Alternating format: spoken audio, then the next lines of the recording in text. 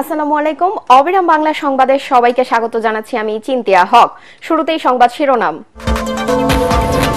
ভারতীয় গণমাধ্যম অপপ্রচার চালিয়ে বাংলাদেশকে জঙ্গি রাষ্ট্র প্রমাণের চেষ্টা করছে, অভিযোগ পররাষ্ট্র উপদেষ্টার। বিষয়টি অগ্রহণযোগ্য।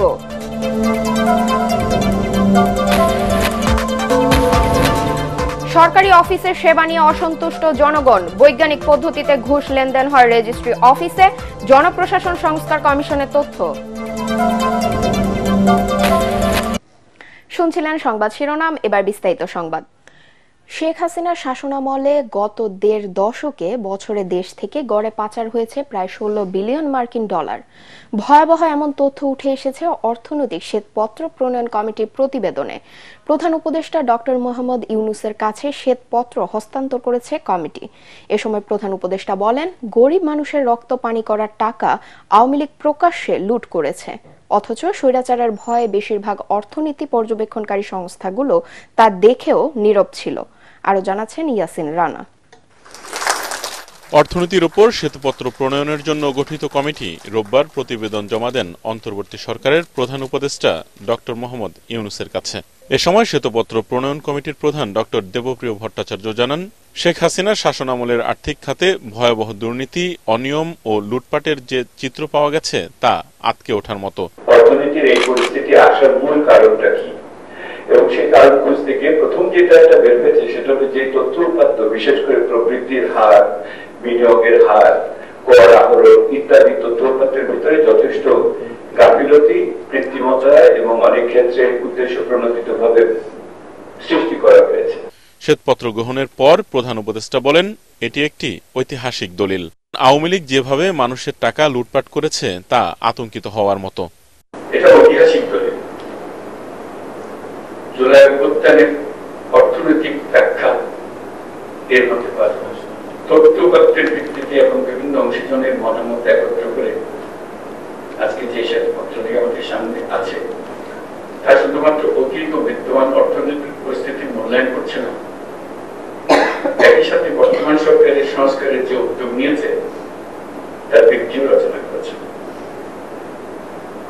শ্বেতপত্রে প্রস্তাবিত যে সংস্কার ও নীতি পদক্ষেপের কথা বলা হয়েছে, অন্তর্বর্তীকালীন সরকার তা গুরুত্বের সাথে বিবেচনা করবে। আওয়ামী লীগ সরকারের 15 বছরের অর্থ পাচার ও আর্থিক দুর্নীতির সব তথ্য জনসম্মুখে প্রকাশ করা উচিত বলে মন্তব্য করেন ডক্টর ইউনূস। প্রতি স্তরে আমাদের পাঠ্য হওয়া উচিত যে নিজেকে আবিষ্কার করার জন্য একটা কারণ, কেন আমরা এটা প্রকাশ করতে পারলাম না, আমরা চোখ কেন হারিয়ে গেছি। এটা শিক্ষা ব্যবস্থার সকল স্তরে, কলেজ বিশ্ববিদ্যালয় স্তরে সকল বিষয়ের পাঠ্যকে দরকার, জিনিসটা শুধু বোঝার জন্য। অর্থ পাচারে জড়িত ব্যক্তিদের আইনের আওতায় আনতে বিচার কাজ শুরুর নির্দেশ দেন প্রধান উপদেষ্টা। ইয়াসিন রানা, এটিএন বাংলা, ঢাকা। ভারতীয় গণমাধ্যম অপপ্রচার চালিয়ে বাংলাদেশকে জঙ্গি রাষ্ট্র প্রমাণের অপচেষ্টা চালাচ্ছে বলে মন্তব্য করেছেন পররাষ্ট্র উপদেষ্টা Touhid Hossain. Centre for policy dialogue সিপিডির 30 বছর পূর্তি অনুষ্ঠানে তিনি বলেন, দেশটির গণমাধ্যম বাংলাদেশের গণঅভ্যুত্থানে খুশি নয়, যা খুবই অগ্রহণযোগ্য। ভারতের গণমাধ্যমের এমন ভূমিকা দুদেশের কারো জন্য সুখকর হবে না বলেও মনে করেন এই উপদেষ্টা। তিনি বলেন, গণঅভ্যুত্থানের পর পুলিশ নীরব ছিল, শিক্ষার্থীরা ট্রাফিক সামাল দেয়, মহল্লায় পাহারাও দিয়েছিল। ধীরে ধীরে সেই পরিস্থিতি কেটে সবকিছু স্বাভাবিক হতে শুরু করেছে। And we have a real serious problem. The media, particularly in India, had been very unhappy, I would say, with the revolution that has taken place, not only in India but all over the world, to prove that Bangladesh is going to become some sort of a, state where the minorities are oppressed, then the Taliban type of government is coming into being, etc., etc. পাচার হওয়া টাকা ফেরত আনতে 10 December থেকে FBI সহ বিভিন্ন বিদেশি সংস্থার সাথে বৈঠক শুরু করবে সরকার। রাজধানীর ফরেন সার্ভিস একাডেমিতে সংবাদ সম্মেলনে প্রধান উপদেষ্টার প্রেস সচিব শফিকুল আলম এ তথ্য জানান। পতিত সরকারের সময় টাকা পাচারের যে তথ্য শ্বেতপত্রে প্রকাশ হয়েছে তা ভয়াবহ মন্তব্য করে তিনি বলেন, আর্থিক খাতের প্রতিটি অপরাধের বিচার করবে সরকার। 10 ডিসেম্বরের থেকেই আপনি দেখবেন যে আমরা অনেকগুলো কাজ শুরু হয়ে যাচ্ছে। অনেকের সাথে আমরা ইন্টারন্যাশনাল যারা প্রতিষ্ঠান এগুলো নিয়ে কাজ করে তাদের সাথে আমাদের অনেক ধরনের বৈঠক হচ্ছে, কথা হবে। আমাদের পুরো ফোকাসটা থাকবে এই টাকাটা কীভাবে ফেরানো যায়, এটাকে আগে তো ট্রেস করতে হবে কোথায় টাকাটা আসলে চুরি করে ওরা নিয়ে গেছে। আর সেকেন্ড হচ্ছে যে টাকাটা কীভাবে ফেরত আনা যায়। এটা অবশ্যই কষ্টসাধ্য কাজ, বাট এটা আমাদের একদম টপ প্রায়োরিটিগুলোর একটা, যেটা বৈজ্ঞানিক পদ্ধতিতে ঘুষ লেনদেন হয় রেজিস্ট্রি অফিসে, দুর্নীতির আখড়া ভূমি অফিস। সরকারি কোনো অফিসের সেবা নিয়ে সন্তুষ্ট নয় জনগণ। সারা দেশের এমন তথ্য পেয়েছে জনপ্রশাসন সংস্কার কমিশন। এর থেকে পরিত্রাণ পেতে ঢেলে এসব অফিস সাজানোর সুপারিশ করবে তারা। জনপ্রশাসন সচিব জানান, বিসিএস এ ক্যাডার শব্দ বাদ দেওয়া হবে, নাম পরিবর্তন করা হতে পারে জেলা প্রশাসকের। সচিবালয়ে বৈঠক শেষে এসব কথা বলেন তারা। রিপোর্ট মাহবুব কবির চপলের। সরকারি সেবা পেতে হয়রানির অভিযোগ দীর্ঘদিনের, বিশেষ করে পাসপোর্ট, ভূমি ও রেজিস্ট্রি অফিসে অনিয়মের শেষ নেই। সরকার পরিবর্তনেও অবস্থার পরিবর্তন হয়নি, শুধু ঘুষ নেয়ার ধরন পাল্টেছে বলে তথ্য পেয়েছে জনপ্রশাসন সংস্কার কমিশন। একটা সাধারণ প্রশ্নের উত্তর লোকে দিয়েছে, আপনি সন্তুষ্ট কিনা? তো অনেক ব্যাপক সংখ্যক লোক বলছে সন্তুষ্ট না। কয়েকটা অফিস সম্পর্কে মানুষের একেবারে নেগেটিভ ধারণা। এসি লাইন অফিস সম্পর্কে বাজে ধারণা, রেজিস্ট্রি অফিস সম্পর্কে খুবই বাজে ধারণা, এবং রেজিস্ট্রি অফিসের করাপশনটা এমন লেভেল, কোনো অভিযোগ নাই, কারণ শেয়ারিংটা ইজ সো সাইন্টিফিক, কারো কোনো অভিযোগ নেই, সবাই দিয়ে যাচ্ছে। এই জায়গায় নিচ্ছে তো বটে, দিচ্ছে এবং নিচ্ছে, এবং আগে বরং এটাই বলে আগের ছাড়ের চেয়ে আপনি কম নিচ্ছেন।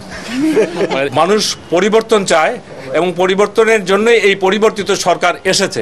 সরকারি চাকরিতে প্রশাসন ক্যাডারের কর্মকর্তাদের একচ্ছত্র আধিপত্য কমানোর পক্ষে সংস্কার কমিশন।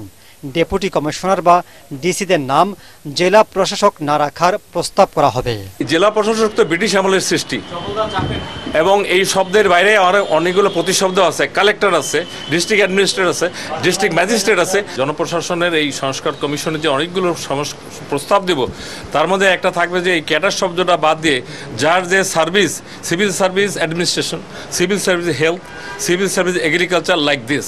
আমরা বলি কাকের মাংস খায় না, আমলাদের উপরে সবচেয়ে বেশি জুলুম আমলারা করে।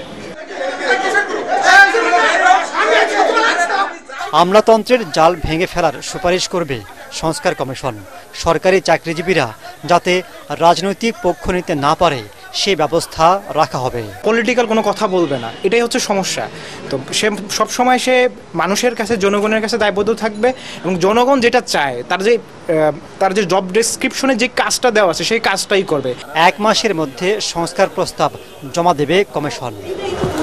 মাহবুব কবির চপল, ATN বাংলা, ঢাকা।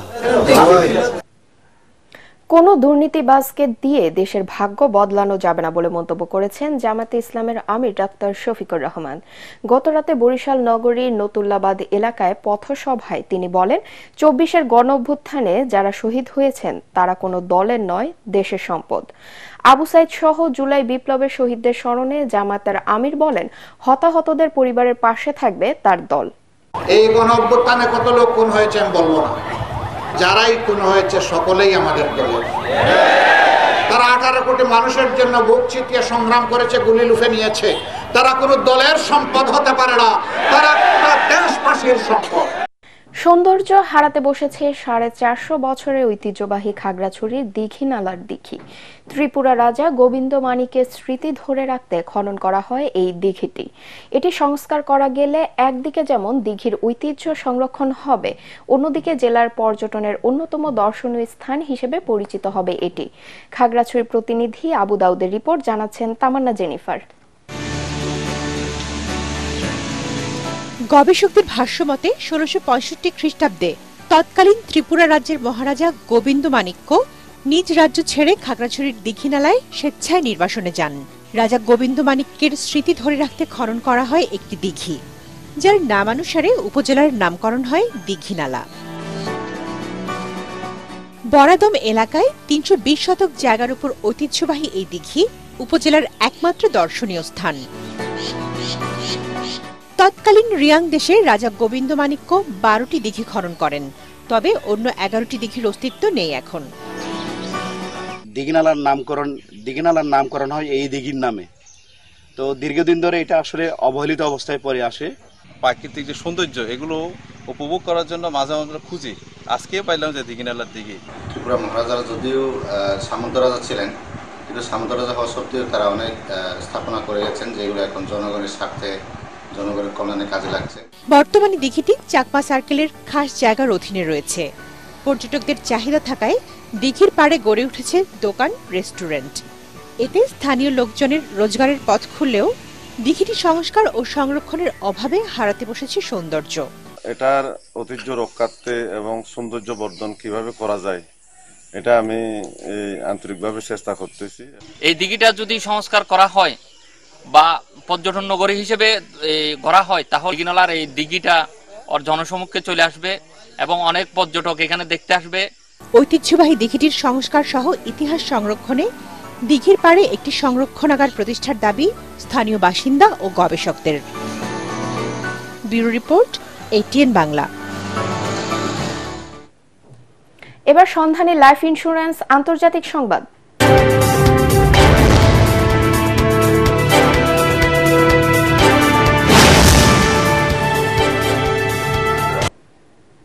ছেলে হান্টারকে আনুষ্ঠানিকভাবে ক্ষমা করে দিলেন যুক্তরাষ্ট্রের প্রেসিডেন্ট জো বাইডেন।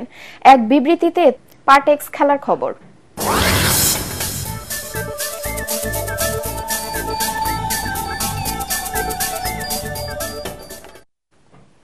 কিংস্টন টেস্টের দ্বিতীয় দিন শেষে বাংলাদেশের চেয়ে 94 রানে পিছিয়ে ওয়েস্ট ইন্ডিজ। প্রথম ইনিংসে 164 রানে অল আউট হয় মেহেদী হাসান মিরাজের দল। জবাবে 1 উইকেটে 70 রান তোলে ক্যারিবীয়রা। Report SM আশরাফের। ব্যাটিংয়ের দৈন্যদশা কাটছেই না বাংলাদেশের। 2 উইকেটে 69 রান নিয়ে খেলা শুরু করা টাইগাররা তৃতীয় উইকেট হারায় 83 রানে। শাহাদাত হোসেন বিদায় নেন ব্যক্তিগত 22 রানে। Joseph has the first wicket on day 2.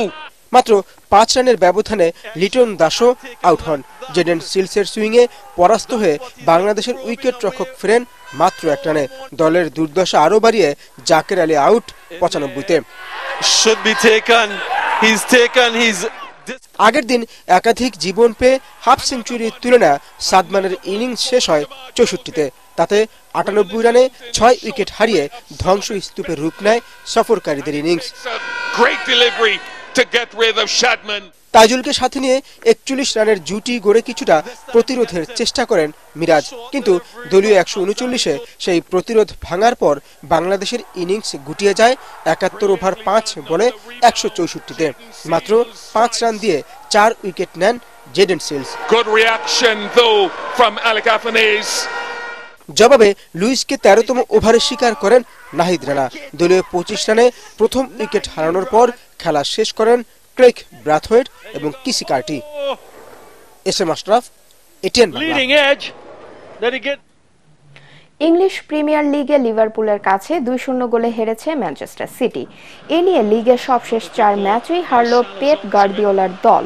আনফিল্ডে শুরুর 20 মিনিটে ম্যান সিটির রক্ষণ কাঁপিয়ে দেয় অলরেডরা। তারই ধারাবাহিকতায় 12 মিনিটে কোডি গাকপো গোল দেন। দ্বিতীয়ার্ধেও রক্ষণ সামলাতে ব্যস্ত থাকে সিটির রক্ষণ ভাগ। অবশেষে 78 মিনিটে পেনাল্টি থেকে আর্নে স্লটের দলকে দ্বিতীয় গোল এনে দেন মোহাম্মদ সালাহ।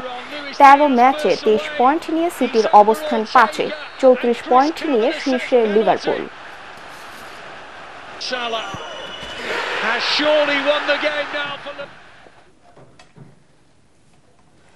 গেটাফেকে 2-0 গোলে হারিয়ে লা লিগায় পয়েন্ট টেবিলে 2-এ উঠে এসেছে রিয়াল মাদ্রিদ।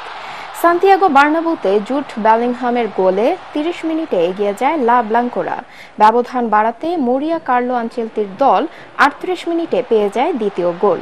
প্রতিপক্ষের জালে বল পাঠান কিলিয়ান এমবাপ্পে। 70% বল দখলে রাখা রিয়াল মাদ্রিদ দ্বিতীয়ার্ধে একাধিক সুযোগ পেলেও তা কাজে লাগাতে পারেনি দিয়াস রদ্রিগোরা। এই জয়ের শীর্ষে থাকা বার্সেলোনা চেয়ে ব্যবধান 1-এ নামিয়ে এনেছে রিয়াল মাদ্রিদ।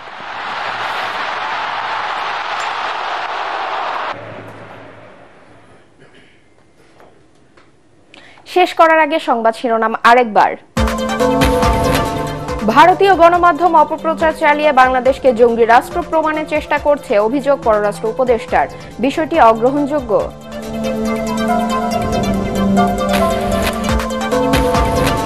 সরকারি অফিসের সেবা নিয়ে অসন্তুষ্ট জনগণ। বৈজ্ঞানিক পদ্ধতিতে ঘুষ লেনদেন হয় রেজিস্ট্রি অফিসে, জনপ্রশাসন সংস্কার কমিশনের তথ্য। পরবর্তী সংবাদ দেখার আমন্ত্রণ জানিয়ে এখনকার মতো শেষ করছি। এটিএন বাংলার সংবাদ ইউটিউবে দেখতে ব্রাউজ করুন youtube.com/ATN Bangla News। ধন্যবাদ সবাইকে।